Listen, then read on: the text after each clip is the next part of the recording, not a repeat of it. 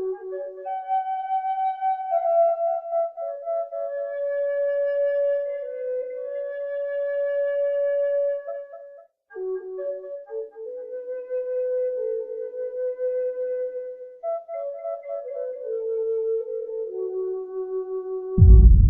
in Santa Eulalia by the river and the old Roman bridge. Beautiful place for cats to live. And we're with Marianne, who's been feeding the colony here for a while and keeps them in excellent health. I don't know how she does it, but she's no doubt about to tell you. So, oh, Marianne. So Marianne, so how long have you been feeding the cats here for? About 2.5 years. Wow, okay, and how did you, and you work with part of an organisation called Care for Cats? I am indeed, I'm a volunteer for them. However, feeding is nothing to do with the charity. That's something I do off my own back. Okay, and so just talk us through a little bit about your routine, about what you do daily. And Every day is Groundhog Day. wow. I get up in the morning, and once I've finished my duties indoors, including feeding my own cats, I come here around 11:30 in the morning and I feed both colonies. We've got a colony down here and a colony over there, totaling 17 cats. Wow. I then go home, wash up my bowls and then go and feed my next colony. It's in the supermarket car park. I mean, do you find as well that people dump cats here? I mean, what is the colony growing? What's Kittens. I get kittens dumped 2 to 3 times every year. Normally around 8 kittens a year. Adults not dumped, no. Adults just make their own way here. I normally get new joiners in around October, November once the summer people leave, the tourists leave and people who have just been here for the summer. Obviously then the cat's going hungry, so it goes looking for a new feeding spot. And I guess that's a real problem then for Ibiza, isn't it, with the whole seasonal transient nature of the work here? Yeah, very much so. Leaving their animals after summer. Yeah. Is there anything that you feel, that the public can be doing to sort of help what you're doing? I mean, I'm guessing that you pay for the food yourself, and so I mean, I think one thing I think really want to try and sort of highlight here is maybe just ways that the community can help you in terms of maybe donation for Care for Cats. Money for the charity, basically, for the neutering, for the emergency cases, for the dumped babies. Or a sponsor for the food, Sponsors for food. The photos of my cats are all on our website actually, and you can sponsor a cat for food. But mostly we need money for an animal centre, which we desperately need. So can you tell me a bit more about the Animal Centre? What's the project about? We need our own vet surgery because we pay a fortune in vet fees. But we also need places to put cats while we try and get them adopted. Sick and injured cats.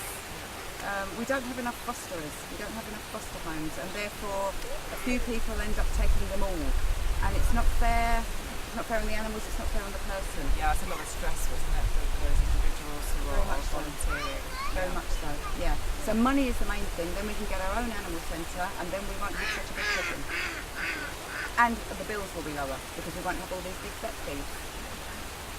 Last year was 90-something thousand on vet fees alone in 1 year on this island for the charity. That's a hell of a lot of money to raise. The other thing, if people would have liked to adopt a cat, it's very doable all over Europe. So you also can help ship those cats out to anywhere in Europe? Most definitely. My last foster cat went to Vienna. Wow, okay. The one before went to Munich. Yeah, they're very happy in their new homes.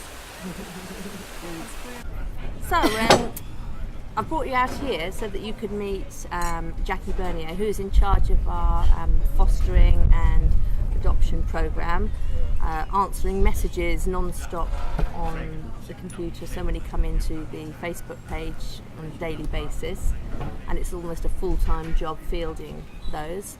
I think Jackie probably knows more about the charity these days than anybody. So, Jackie, ready to answer questions. And you work for an organisation called Care for Cats? Yes, Care for Cats. I got involved about 3 years ago. I've always had a passion for animals and I've always rescued them. But it's much nicer to have an organisation behind you. You can do a lot more. So who have you got here in this buggy? Well, I have 3 young kittens playing Tarzan.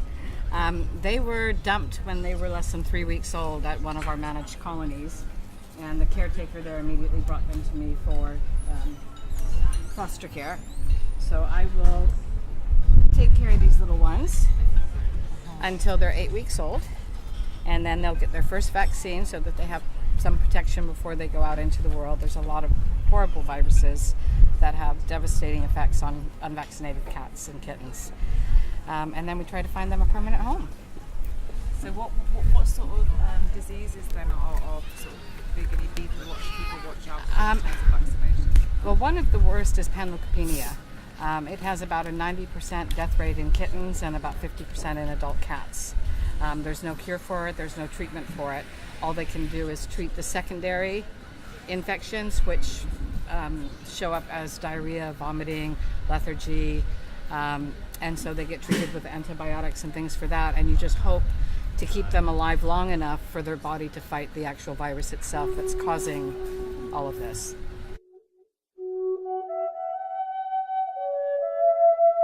Right, so Jackie, how can people get in touch with the organisation if they want to either donate money? I mean, if you could just tell us a little bit about, why you need as well donations, because I understand that you're building a centre for cats, and it's. Well, what we would like right now, our vet bills run between 70 and 100,000 euros a year. Wow. By opening the Evissa Animal Centre, it will open as a full-service veterinary clinic. Through the front, we will charge like a regular veterinarian clinic does, dogs, cats, full service. But through the back door, we'll bring in all feral cats. So we won't have that 40 euro a cat overhead. It will be a couple of euros for anesthetic and antibiotics. So that right there decreases our costs drastically, and hopefully the front of house covers the cost for the back of house so that it becomes self-sufficient. Then we can then put our energies into an animal center, someplace for all the feral. I mean, we get so many calls. People say, "Oh, there's a colony of cats living wild here. They're attacking my cats. I don't want them here. Please get rid of them." Where? So, I mean, how far are you away from meeting that target for the centre? Right now, we have about just over 100,000 euros, and we need 350,000 to open it.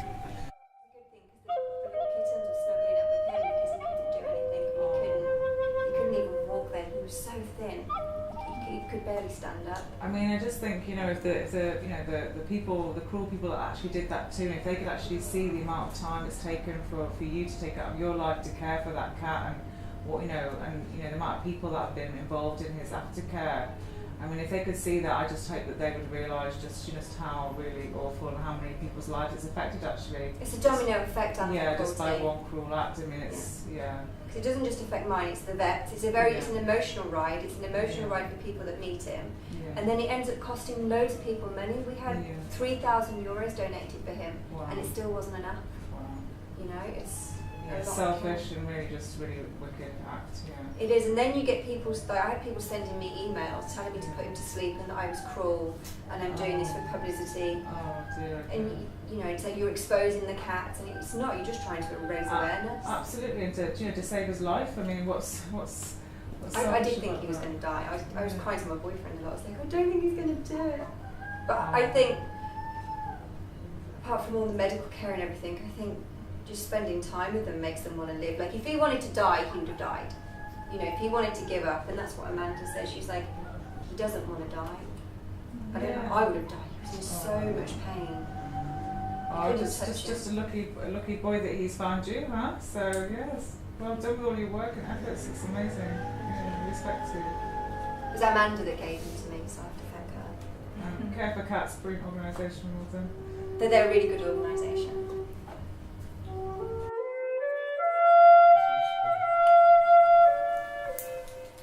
I'm going to put this down. I don't know if you have any question. Just what else do I need to do then? So I mean, obviously, I rebooked my travel again. We're going to go via sort of ferry and then by road. Yes. So is there anything else I need to do in terms of the passport in order to pass that border, or? Yeah, so now we did the rabies. We have to wait now 21 days to travel. And then we need also a valid passport. This one, it's a valid passport. We need the microchip. It has a microchip. and we need also to do the tapeworm, deworming, the tapeworm treatment. It's a pill we need to give, a pill or this spot on. It has to be 1 day before till 5 days before you travel. So in between 5 and 24 hours before you travel. Okay? And then in the end of the passport, we have the clinical examination that I need to sign here, more or less 2 days or 3 before departing, that Magic it's willing to get to his destination. He doesn't have any disease. Okay. Okay. So you do all that at the same time with the yeah. tapeworm. So yes, when you come for the tapeworm, I can do the clinical examination for traveling. Yes. Before to UK, you needed also to do the blood test for the rabies antibodies, but now it's not necessary. If you come from a country from the Union European, okay, if it's outside, you need the antibodies. Okay, so somebody say that somebody say traveling from Argentina or back to Argentina with a cat, they would have to then do the blood test. And so how many days does that actually take? Yeah, so they need to put the rabies vaccine, and then they have to wait 30 days to take the blood sample, and then they have to send the blood sample to a lab that it's regulated to.